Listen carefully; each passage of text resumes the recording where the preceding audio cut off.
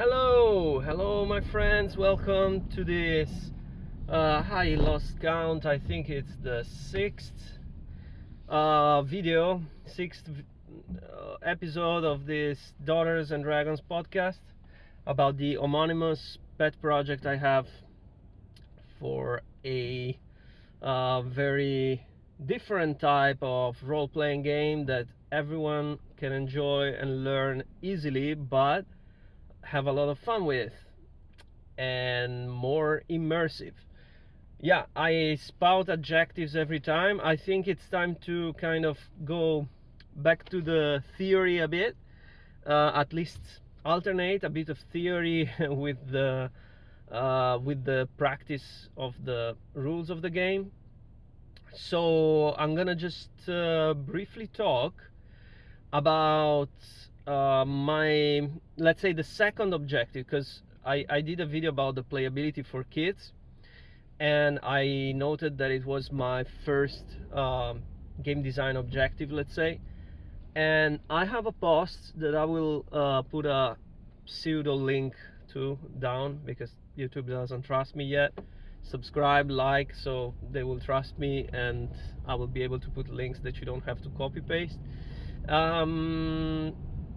Yeah, so I have this post about 5 game design objectives that I set, and I'm gonna continue to the second one, which is basically the simulationism versus gameism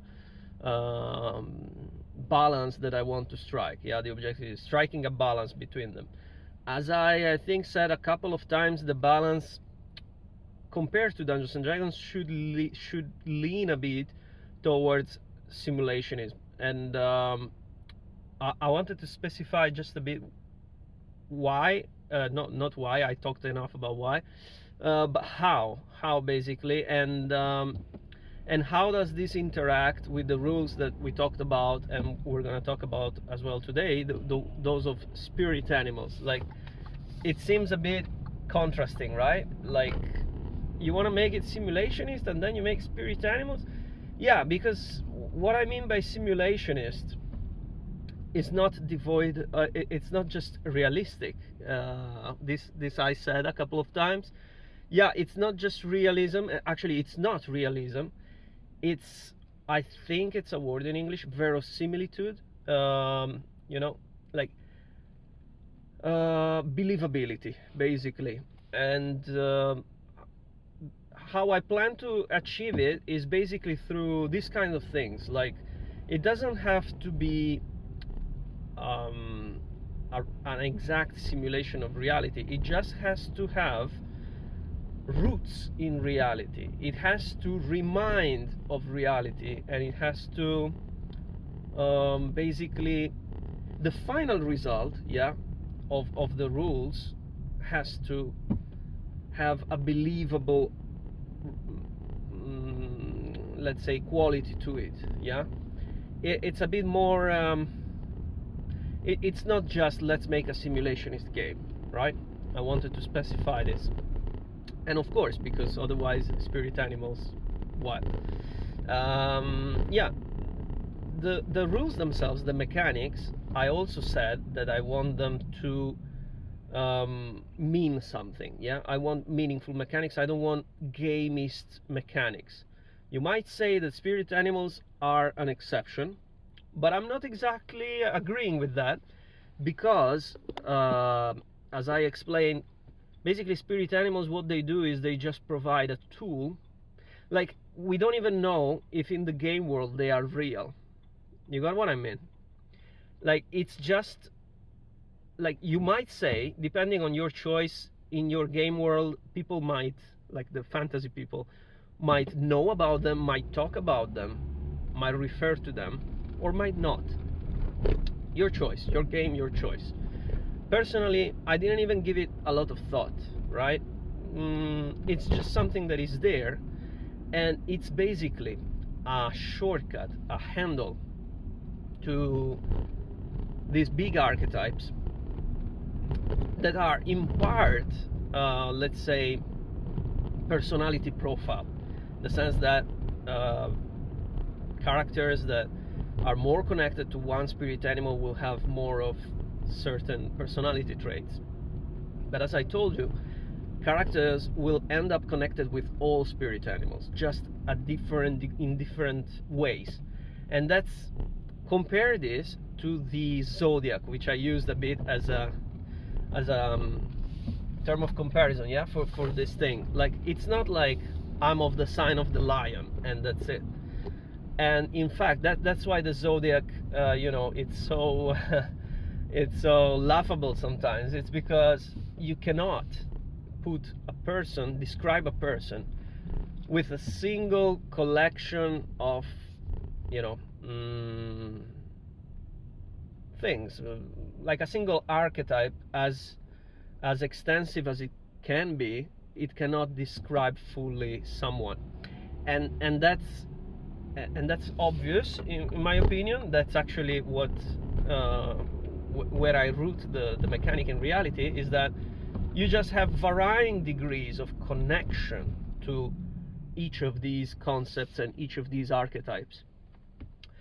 Its main purpose is actually a bit gamist, you might say, but because the main purpose, I think I said it a couple of times, is to make characters more believable, characters more coherent with the original idea that one might have, right? Because many times, even finding the perfect balance between all the ability scores and then selecting the right classes and everything, the result, like how the character rolls and how the character behaves, let's say, in play, is not really what you were going for.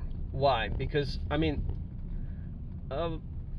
systems, especially if you rely on just one system, classes, it's not perfect. Like, there is no class that again correctly describes a character by itself.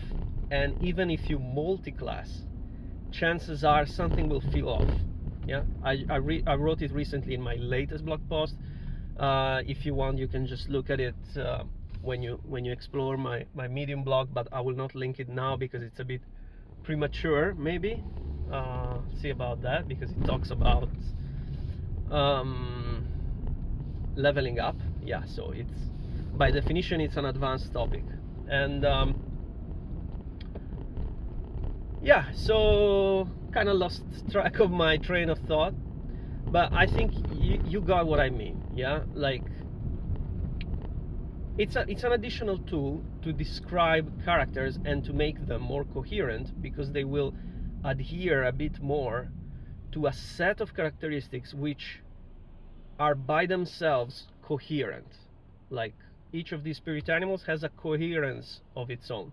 And today we're gonna speak about a spirit animal that I already discussed in my Italian episode, and it's one of the most, let's say, controversial of the bunch. It's the spirit of the unicorn. Now, originally, I wanted this to be an aquatic spirit, because I explained that these are actually not just, but they are actually a bit of the spirit animals, kind of aliases and shortcuts as well to an expanded concept of the 4 elements. So the water spirit had to be connected to emotions, adaptability, of course, and also, intellectually speaking, it's a spirit that is quite mystical and is all about research. I would say it's all about search and research, right? It searches for something and it finds stuff. It's, if you remember, the eagle was very Sherlock Holmes like, so it might seem similar, right? Because the eagle has this unravel ability, which by the way, skill, which by the way used to be the name of the unicorn skill. I changed it to reveal. Instead of unravel, reveal. So basically the eagle solves a mystery. The unicorn finds one. or finds directly, you know, the solution sometimes. It's different. Like the unicorn relies much more on sixth sense, intuition. It's not very pragmatic. It's much more irrational than the eagle. It's nearly the opposite on the rationalism side. Like the eagle is a rational machine, and that's why, socially speaking, it tends to manipulate, because it's like, I want you to do this. What's the easiest way to make you do this? It's to manipulate you, right? It's to tell you some lies. So the eagle is, yeah, it's a bad boy, right? The eagle. And the unicorn instead, it doesn't even have to convince you to do something. You will like the unicorn so much that you will just do whatever is in the interest of the unicorn. And that's the charm skill. Like now, like from the previous videos, I started showing images. I think I will show it now to show you what I'm talking about.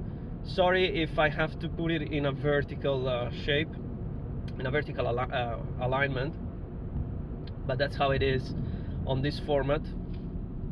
And yeah, as you can see, the concepts of the unicorn apply to, as with every spirit, they apply to basically every category of skills and traits.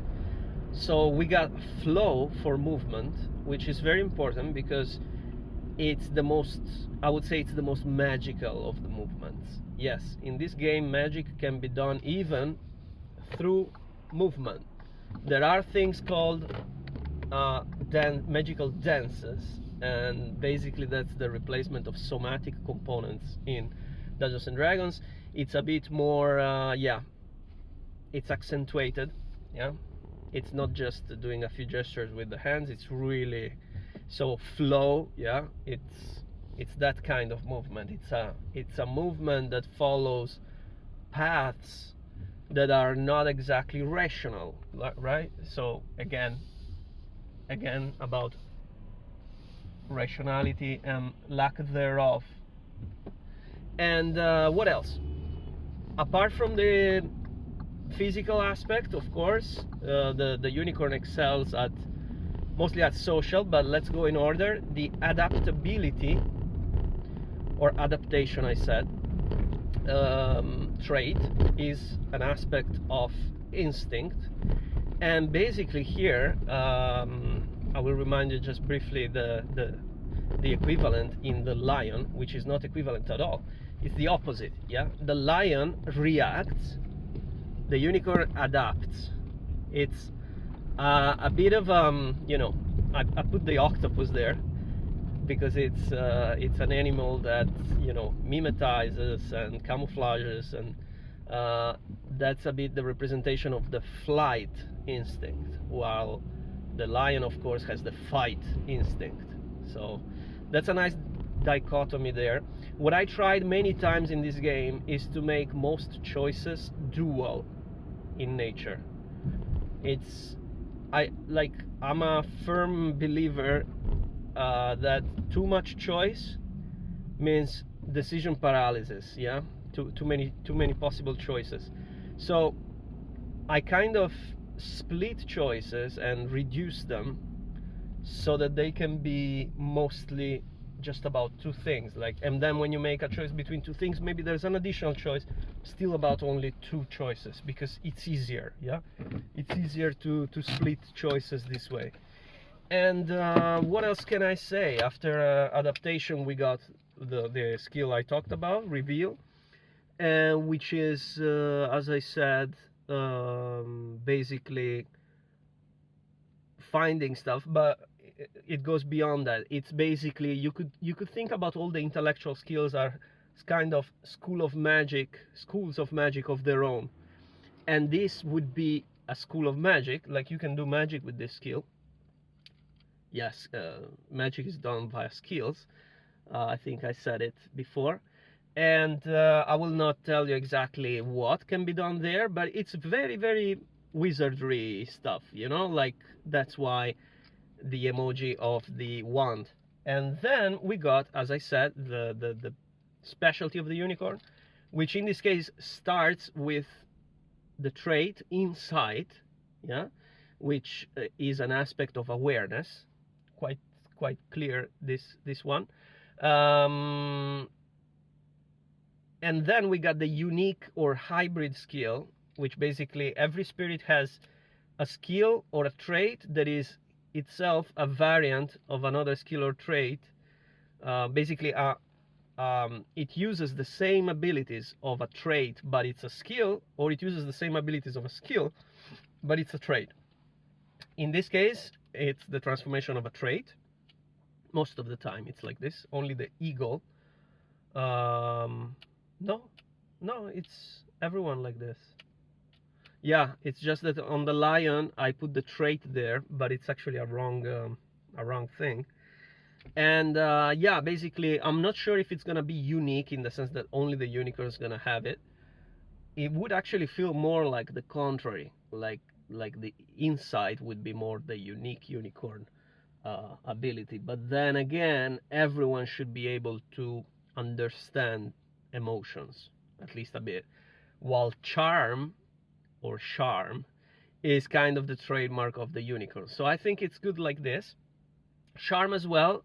Every skill that you see with a star next to it is a potential source of magic. You will see, I will talk about these icons later on. Tell me what you think about, you know, the game design, you know, objectives that I talked about.